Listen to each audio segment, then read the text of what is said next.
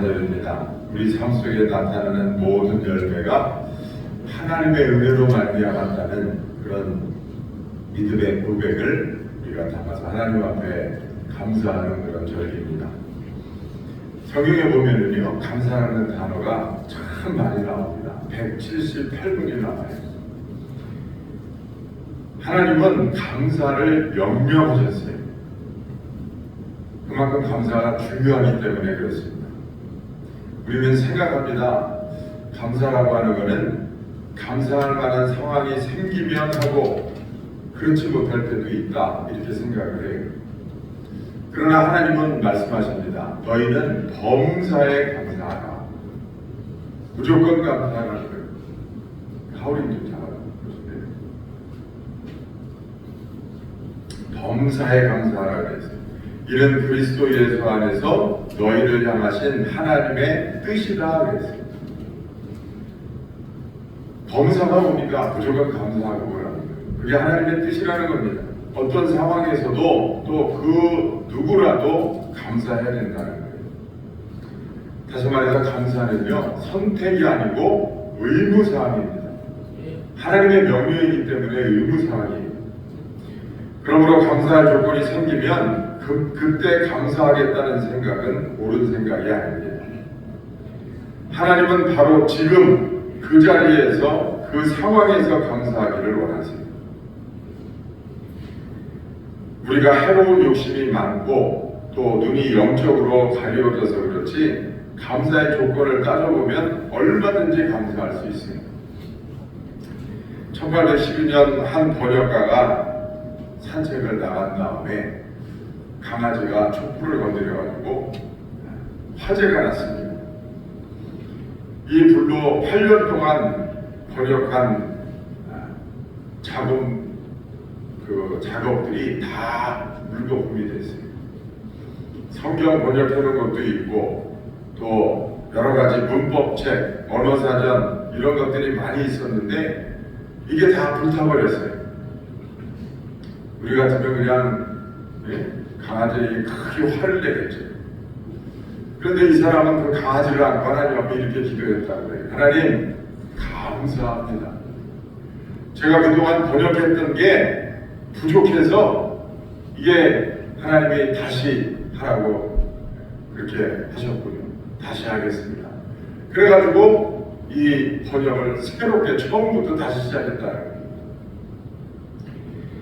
그 사람은 바로 윌리엄 캐리라고 하는 성경 번역가였습니다. 하나님으로부터 위대한 일을 기억하라 그렇게 설교했던 이 사람은 성경 번역뿐만 아니라 신학교 설립, 사회적 악습 타파, 또 최초의 신문 제작, 도서관 도입, 아시아 최초의 대학 설립, 그런 발자취를 남겼어요. 그의 지치지 않는 열정이 어디서 나왔느냐? 바로 전천후 감사에 있었습니다. 어떤 상황을 보고 감사를 하는 게 아니고 하나님 앞에 먼저 감사할 조건을 따져보는 거예요. 여러분, 감사를 잘하는 사람의 특징이 뭐냐? 감사를 따져보는 거예요. 감사를 잘하지 못하는 사람의 특징은 뭐냐? 감사할 조건이 생기면 그때 가서 감사하려고 해요. 하나님이 명령하시는 감사는 그런 게 아닙니다. 하나님이 명령하시는 감사는 감사할 조건이 없어도 감사할 조건을 계수해 보고 하나님 앞에 감사하라는 거예요. 하나님께서 감사를 명령하시는 이유가 따로 있습니다. 감사할 때 하나님의 은혜와 능력이 내 삶에 흘러 들어오기 때문에 그렇습니다.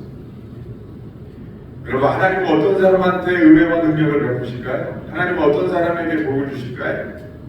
그 질문은요, 사실 굉장히 쉬운 질문이에요. 어떤 사람이냐?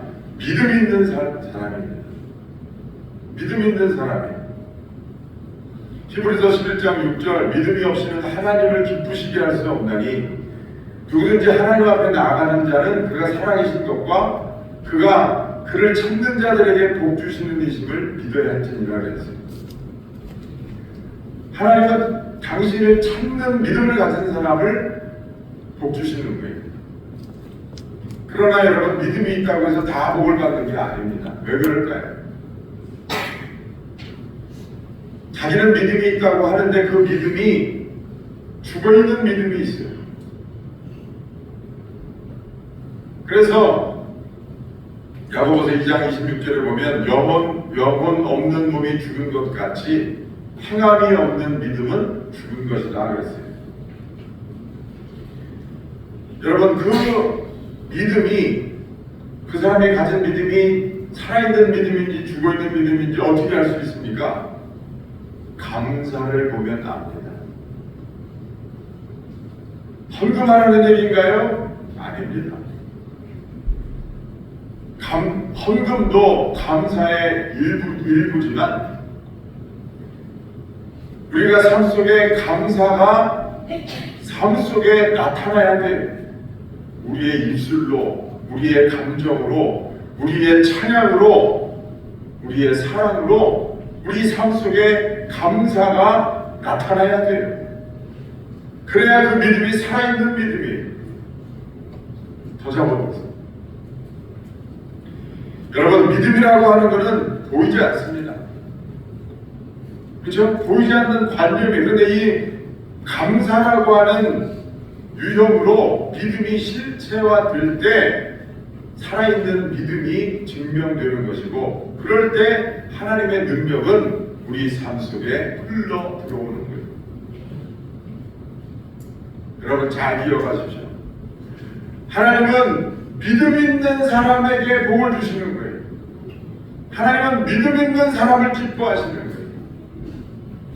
그 사람의 믿음이 그러나 살아있는 믿음이 되어야 된다. 어떻게 하냐? 감사를 한다. 믿음은 보이지 않아요. 그러나 감사는 보이게 나타나는 거예요.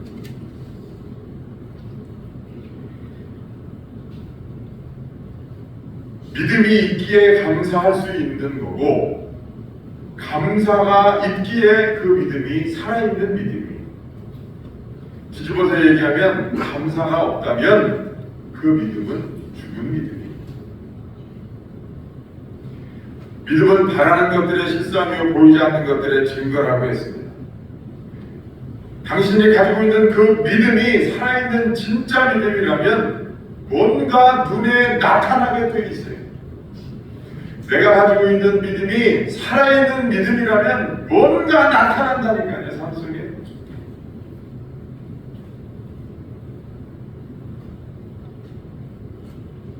우리 삶 속에 그 믿음의 열매가 나타나게 돼 있어요. 감사는요, 그 열매 중에서도 아주 주요한 열매예요. 은혜 받으면 감사가 나타나게 돼 있어요. 저절로. 나는 은혜는 받았는데 감사를 못한다, 그런 건 없어요. 아무리 열악한 상황에 있는 사람도 은혜 받고 나면요, 감옥에서도 감사하게 되고요, 죽음의 눈앞에서도 감사할 수 있고, 어떤 상황에서도 감사할 수 있는 사람은 은혜 받은 사람이고 믿음의 사람. 여러분, 오늘 맥주 감사절인데, 맥주 1년에 우리가 감사절기를 2번 지내죠. 맥주 감사절, 추수 감사절. 이 감사절에 하나님 앞에 감사헌금 드리는 것도 중요하지만 내가 한번 생각해 보는 거예요. 나는 정말 감사하는 사람인가? 내 입에 얼마나 감사가 있는가? 내 입에 얼마나 감사의 찬양이 있는가? 감사의 고백이 있는가? 그거 생각해 보는 게 감사헌금 드리는 것보다 더 중요해요. 만약에 내 입술이 감사에 인색한 사람이라고 한다면 여러분, 빨리 여러분의 믿음을 고치셔야 됩니다. 하나님 참 감사합니다. 권사님 참 감사합니다. 장로님 참 감사합니다. 집사님 참 감사합니다. 감사할 수 있는 사람이 돼야 돼요. 어느 목사님이요, 신장 기능이 악화돼서 건강한 사람의 신장을 이식받아야 된다는 진단이 나왔어요. 그래서 주일날 강대상에 서서 교인들한테 광고를 합니다. 제가 여차저차해서 간 이식을 받아야 된다고 합니다. 그런데 다른 사람보다 여러분들 중에서 간 이식을 해주는 사람이 있었으면 좋겠습니다. 그러면서 목사님이 혹시 저에게 간 이식해 주실 수 있는 분이 있습니까? 물어봤대요. 그랬더니 교인이 한 1000명 정도 있었는데 사람들이 한둘 손들기 시작하니까 저도요 그리고 사람들이 죄다 손을 들었대요. 그래가지고 이 목사님이 감격해가지고요, 정말 여러분들 죄종을 위해서 이렇게 헌신적으로 이렇게 결단해 주셔서 감사합니다. 그런데 간이식은 딱 한 명만 하면 됩니다. 근데 이 많은 사람 중에 누구를 제가 선택할 수 있겠습니까? 그러니까 제가 여기서 오리털 하나를 푹 날릴 테니까 그게 머리에 떨어지는 사람이 간이식을 해주시기 바랍니다 하고 푹 불었대요. 그랬더니 오리털이 떨어져서 이 청중석에 날아가는데 여기저기서 주여 소리가 막 나더래요. 그래가지고 목사님을 봤더니 오리털이 자기 머릿속 위에 날아가서 앉으려고 하면 주여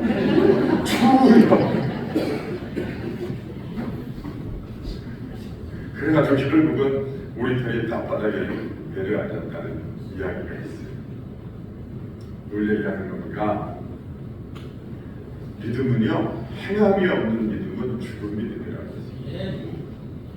누가 만들어낸 우스갯소리인지 모르지만 여러분, 우리가 가지고 있는 믿음이 얼마나 그 믿음이 실력 발휘를 못하면, 얼마나 그 믿음이 열매를 맺지 못하면 그런 얘기가 나돌겠어요.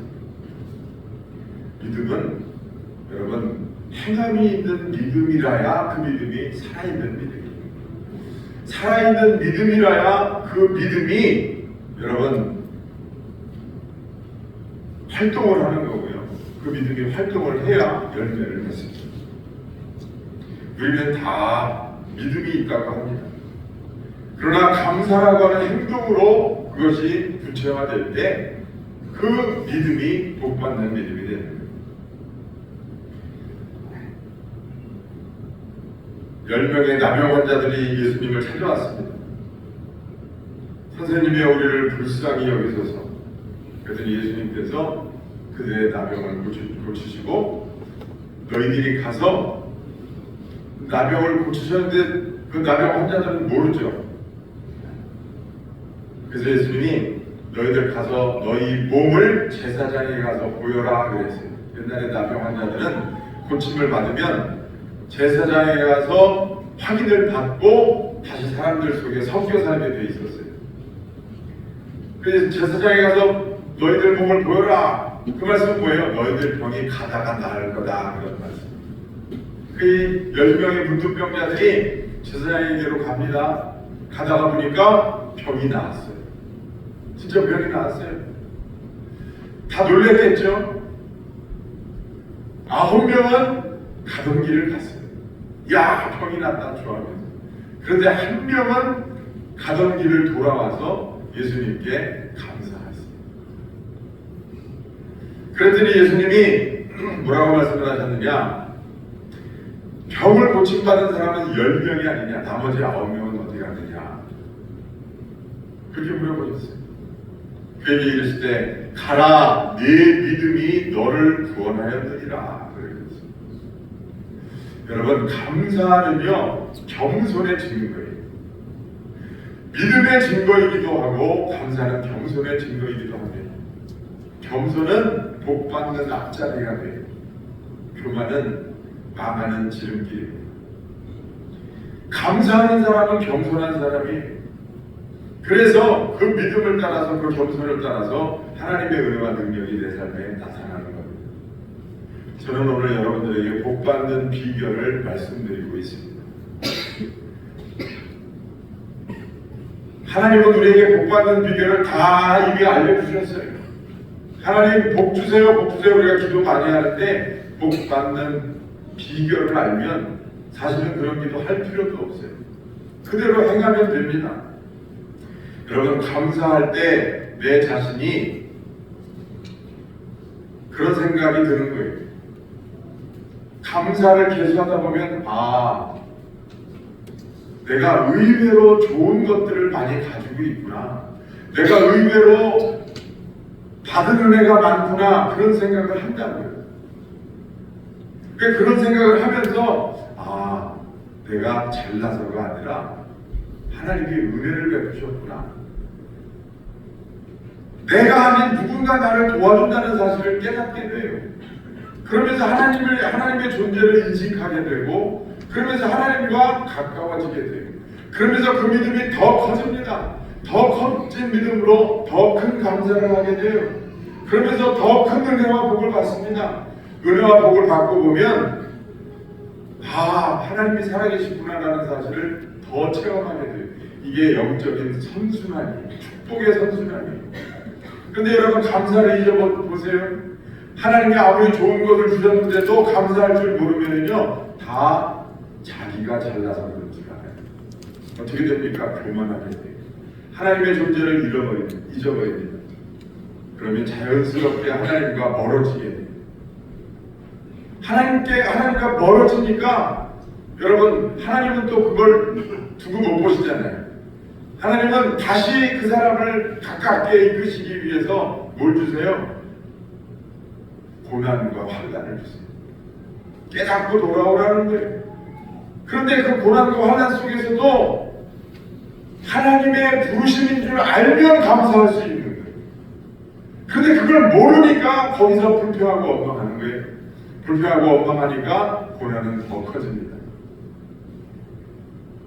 그러면 점점 더 이 사람은 감사를 할 줄 모르기 때문에 하나님의 존재를 점점 잊어버리고 하나님과 점점 더 멀어지는, 이게 여러분 악순환이 되는 거예요. 여러분, 축복의 선순환 속에 살아야 되겠습니까? 그 악순환 속에서 살아야 되겠습니까? 큰일 나는 거예요. 여러분, 감사가 그와 같이 중요한 겁니다. 그러므로 감사할 만한 상황이 될 때 감사하는 게 아니라 오히려 가장 힘들고 어려울 때 하나님이 나에게 기도하라고 하시는구나, 하나님께서 나에게 가까이 오라고 하시는구나, 나와 같이 함께 동거하고 싶어 하시는구나, 그런 여러분 믿음을 가지고 하나님 앞에 나아가서 범사에 감사하기 시작하면요, 영적 흐름이 바뀌어요. 눈에 보이지 않던 것들이 보이기 시작합니다. 그렇게 불평하고 원망하고 모든 것이 부족한 것처럼 그렇게 느껴졌던 상황이 참 희한하게 좋은 것들이 보이기 시작하고 하나님이 은혜로 베푸신 것들이 보이기 시작해요. 그러면 이 악순환의 물줄기가 선순환으로 바뀌어요. 그런데 여러분, 그게 결코 쉽지 않죠. 하다가 보면 틀림없이 마귀가 방해를 합니다. 이래도 감사할 거야? 이래도 아무렇지도 않아? 누구 때문인데? 그래도 그때 감사해야 돼. 그걸 뚫고 나가야 돼. 나는 하나님 앞에 무조건 은혜 받은 자다, 하나님이 나와 함께 하신다는 확고한 믿음을 가지고 여러분 감사로 뚫고 나가야 돼. 반드시 하나님이 역사하시고 하나님이 기적을 보여주십니다. 여러분, 교회를 다녀본 적이 없는 사람들이 감사를 잘하는 걸 본 적이 있으세요? 극히 드물지만 도의적으로 감사하는 사람들은 가끔 있긴 합니다. 그런데 진심으로 우러나오는 감사가 있는 사람은 저는 아직은 본 적이 없습니다. 그러나 교회 안에는 그런 사람들이 얼마든지 많이 있습니다. 왜 그럴까요? 교회에서 감사하라고 목사님이 하도 설교하니까 세뇌당해서 그럴까요? 그게 아닙니다.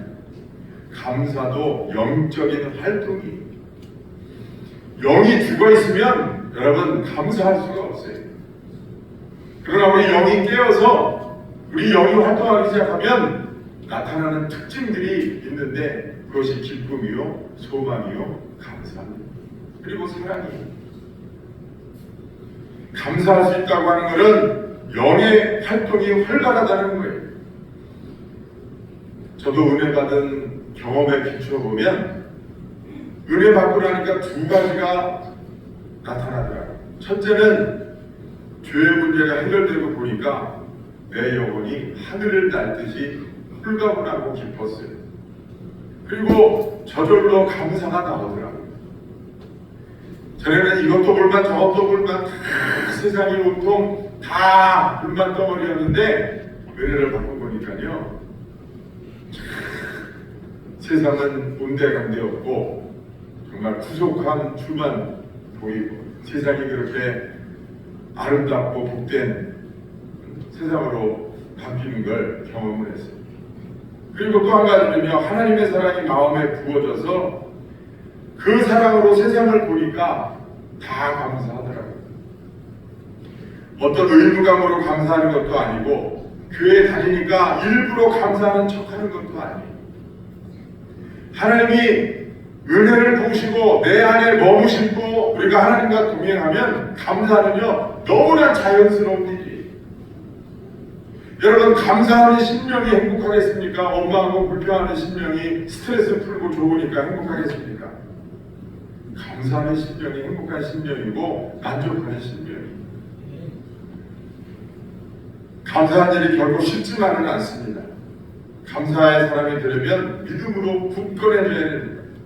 오늘 본문 말씀해 보니까 그러므로 너희가 그리스도 예수를 주로 받았으니 그 안에서 행하되 그 안에 뿌리를 박으며 세움을 받아 교훈을 받은 대로 믿음에 굳게 서서 감사함을 넘치게 하라. 참 희한한 거는요, 지금의 60대 70대 되신 분들은 정말 우리나라를 위해서 고생을 많이 하신 분들이에요. 그런데 그분들은요 그렇게 고생을 많이 하면서 우리 대한민국을 오늘날의 대한민국이 되도록 이렇게 했는데, 그분들은 그렇게 불평과 원망 뭐 그런 게 지금보다 많지 않았던 것 같아요. 오히려 더 열악한 환경에서 정말 더 힘들게 살고, 옛날에 안 어려웠던 사람들이 없었잖아요. 정말 먹고 살기도 힘든 그런 때였는데, 저 어렸을 때만 해도요, 시골은 어떤지 모르겠는데 도시에서 굶는 사람들 많았어요. 밥 못 먹는 사람 많았다고.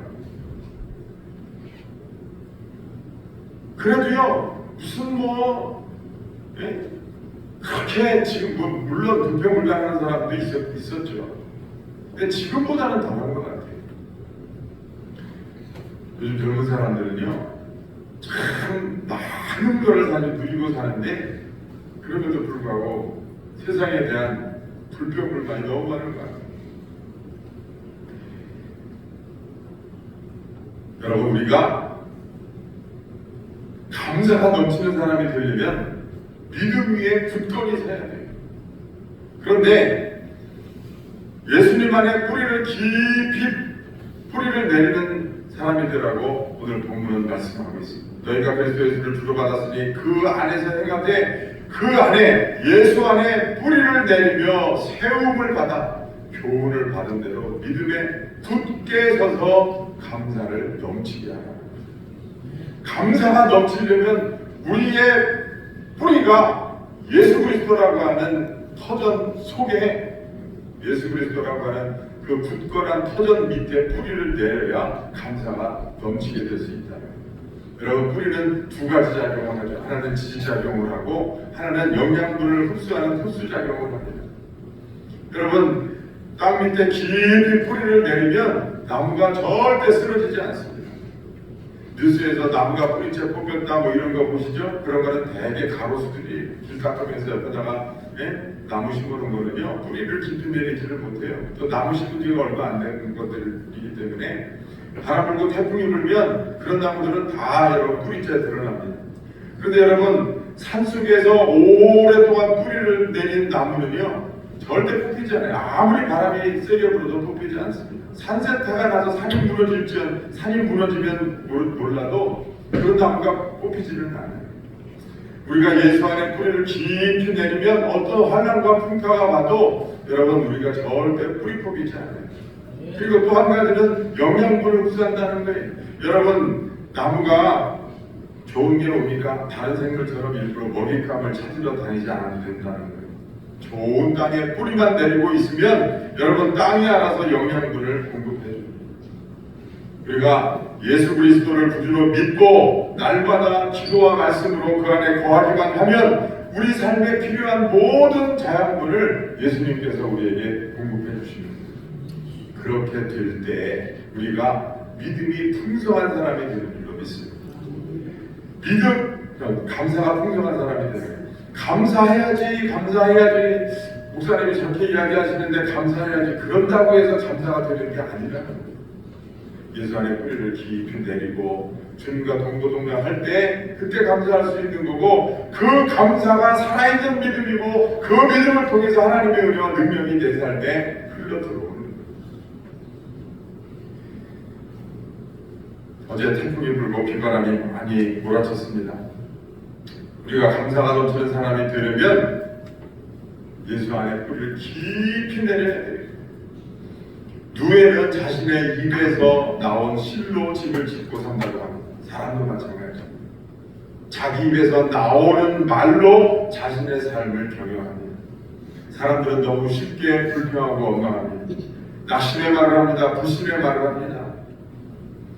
너무 쉽게 나오는 말치고는 그 영향력이라고 하는 거는요, 굉장한 거예요. 사람이 말을 잘해요. 말하는데 여러분 그 사람의 동락이 달려 있습니다. 사람의 근육은 쓰지 않으면 굳어지게 마련입니다. 쓰지 않으면 그 근육은 점점 쇠퇴하게 되어 있습니다. 여러분, 감사의 말을 하는 것도 근육과 똑같아요. 자꾸 하면 점점 더 그 근육이 강화돼요. 여러분, 다리 수술해가지고 병원에서 다리 못 걷고 한 달만 누워있으면 젊은 사람도 다리가 홀쭉해져요. 근육이 빠져요. 여러분, 감사의 근육도 마찬가지예요. 감사를 하면 별빛을 보고 감사하면 달빛을 주시는 하나님이고, 달빛을 보고 감사하면 햇빛을 주시는 하나님이에요. 여러분, 감사하는 그 입술과 그 신앙은 하나님이 절대로 망하게 하시지 않습니다. 하나님이 복을 주시는 거예요. 건강에 복을 주시고, 하나님이 자녀의 복을 주시고, 하나님이 그 영혼의 믿음의 복을 주시는 거예요. 우리 마음이라고 하는 것은 방치해두면 결코 좋은 쪽으로 흐르지 않습니다. 우리 안에는 죄의 쓴뿌리가 있기 때문에 그것을 믿음으로 거슬려야 됩니다. 여러분, 오늘은 맥주 감사주일입니다. 한 해의 첫 수확을 마치고 하나님 앞에 감사하는 절기. 처음 거는 다 귀합니다. 첫 수확, 첫 월급, 첫 자녀, 처음 시간 다 귀합니다. 그래서 거기에는 마음이 담기게 되어 있습니다. 그래서 하나님은 처음 것 받기를 기뻐하세요. 아니, 추수감사절도 있는데 맥주감사절은 또 뭡니까? 추수감사절은요, 한 해의 농사를 잘 추수를 거두게 하신 하나님께 감사하는 거고, 맥주감사절은요, 처음 것을 받기를 원하시는 하나님이 명령하신 절기. 여러분, 우리가 처음 하루의 첫 시간을 하나님 앞에 드리는 것, 또 우리가 하루에 처음 우리의 입술을 열어서 말하기 시작하는 것, 잠에서 깨서 처음 생각하는 것. 여러분, 잠에서 깨면 어떤 생각을 제일 먼저 주로 하세요? 그날 따라 다르죠. 그런데 어떤 미국의 신학자가 연구를 해보니까, 사람들이 설문조사를 해보니까 잠에서 딱 깨면 제일 먼저 어떤 생각을 하느냐, 그날 있을 걱정스러운 일을 제일 먼저 생각한다는 대답이 80%거든요. 잠에서 딱 깨서 눈을 뜨면, 오늘 그거 어떡하지? 그렇게 80% 넘게 생각한다는 거예요. 그런데 복 받는 사람들은 어떻게 생각하느냐? 눈을 처음에 딱 뜨고 처음 하는 생각이, 하나님 오늘도 함께 해주실 것을 믿고 감사합니다. 힘들고 어려운 일이 있지만 그 힘들고 어려운 일은 뒤로 제쳐두고 먼저 하나님을 떠올리는 사람, 먼저 하나님을 이지가지로 복잡하고 어려운 일을 먼저 떠올리는 게 아니고 하나님이라고 하는 존재를 먼저 떠올리는 거예요. 오늘도 함께 하시는 하나님, 오늘도 살아계신 하나님, 오늘도 나와 함께 하시는 하나님, 그 하나님이 계셔서 감사합니다. 그리고 자리에서 일어나는 거예요. 여러분, 어떻게 다르겠어요? 그 두 사람의 삶의 모습이 어떻게 다르겠어요? 한 사람은 아휴 오늘을 또 어떻게 사나 그러면서 일어날 거고, 또 한 사람은 할렐루야 하나님이 함께 하시니 오늘도 하나님의 기적을 체험하게 될 줄로 믿습니다. 좋은 소식이 들려올 줄로 믿습니다. 나는 부족하지만 예수 그리스도로 말미암아 하나님을 찬양합니다. 그러면서 하루를 시작하면요 몸도 가벼워지고 마음도 가벼워지고 표정도 밝아지고 안 되면 안 될 수가 없는 거예요. 그러면요 몸의 신체가 벌써 반응을 해요. 아 좋은 날이구나 잘 살아보자. 몸이 이렇게 반응한다니까요. 아이쿠야 오늘은 어떻게 되나. 그럼 벌써 몸이 반응을 해서 안 아픈데도 아프기 시작하고요 여기저기 쑤시기 시작하고요. 이게 괴로운 거예요. 처음 시작을 어떻게 하느냐가 중요해요. 하나님 이렇게 좋은 연대를 맺게 해주셔서 감사합니다. 하나님 이렇게 좋은 수확이 있게 해주셔서 감사합니다. 여러분 그게 보리 한 줄이라고 할지라도 하나님 감사합니다 할 때 여러분 거기에 오병이 역사가 나타나는 거예요. 감사가 그와 같이 중요한 거예요. 감사할 수 있는 그 영혼은요 영적인 IQ가 굉장히 높은 거예요. 영적인 IQ가 떨어지면 떨어질수록 여러분 감사가 어려운 거예요. 생전 가야 그 입에서 감사합니다 소리 한 번도 못 해보는 사람이 있어요. 참 안타까운 일이에요. 복을 발로 걷어차는 일이에요. 하나님은요 고난도 주시고 복도 주세요. 하나님은 복을 주실 때도 감사하고 고난을 주실 때도 감사하기를 원하시는 하나님이세요. 그러니까 범사에 감사라고 하시는 거예요. 그래서 하나님이 복도 줘보시고 고난도 줘보시는 거예요. 그런데 여러분 상위 10%는 감사든 환난이든 어느 때나 감사한데 나머지 90%는요 환난이 닥칠 때 감사를 못해요. 사랑하는 여러분 감사를 잘하는 10%에 속하는 여러분들이 다 되시기를 주의 이름으로 축원합니다. 감사하는 데는 돈도 안 들어요. 감사하는 게 무슨 돈이 듭니까? 감사하는 거는요 하나님이 먼저 기뻐하시는 거고 하나님이 영광 받으시는 일이에요. 이 맥주감사절을 맞이해서 여러분들 가운데 여러분들 속에 감사가 넘치시기를 주의 이름으로 축원합니다. 제가 숙제를 하나 내드릴게요. 이 한 주간 동안 여러분들 하루에 꼭 감사할 조건 3가지를 생각해서 하나님 앞에 입술을 열어서 하루에 잠들기 전에 하나님 오늘 이 3가지가 참 감사했습니다. 속으로만 생각하는 게 아니에요. 내 귀가 듣도록 내 입술이 말하는 게 중요해요. 한번 해보세요. 감사할 조건 3가지를 꼭 찾아보고 하나님 이거 참 감사했습니다. 둘째 하나님 이거 참 감사했습니다. 셋째 하나님 이거 참 감사했습니다. 하나님이요 여러분들 꿈속에 찾아가셔서 복을 주실 거예요. 제가 지난주에 새벽기도 하다가 참 좋은 일이 있었어요. 기도를 막 하는데 이제 하나님의 은혜가 이렇게 이제 임하는 걸 느끼잖아요.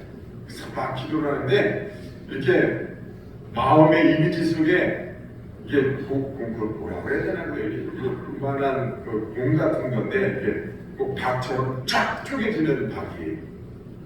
뭔지 아시겠죠? 근데 그게 공도 아니고 둥그러스럽게 아주 동그랗게 생긴 박 같은 건데 그 박이 쫙 갈라지더라고요. 쫙 갈라지는데 그 안에 빛이 있어요. 빛이 화면이 쫙 갈라지면서 그 빛이 쫙 제가 말로 아무리 설명을 해도 그 박이 쫙 갈라지면서 그냥 빛이 그 안에 무슨 황금 덩어리가 그냥 황금도 빛이 그렇게 안 나죠. 빛 색깔은 황금빛인데 쫙 갈라지면서 빛이 쫙 나오더라고요. 이야 얼마나 감사한지. 그래서 그냥 막 감사가 되니까 이제 찬양이 나오고 그러면서 이제 사택으로 내려갔습니다.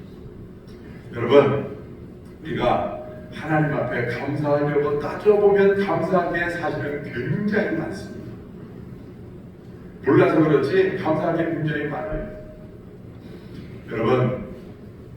여러분들이 머리가 좋은 거, 육신의 머리가 좋은 것도 좋지만 영적으로 감사의 지수가 높은 사람이 돼서 하나님을 기쁘시게 하고 정말 하나님께 영광 돌리고 여러분의 삶이 그 감사와 믿음을 통해서 여러분들의 삶이 큰 은혜와 복을 받는 여러분들 다 되시기를 주의 이름으로 축원합니다. 기도하겠습니다.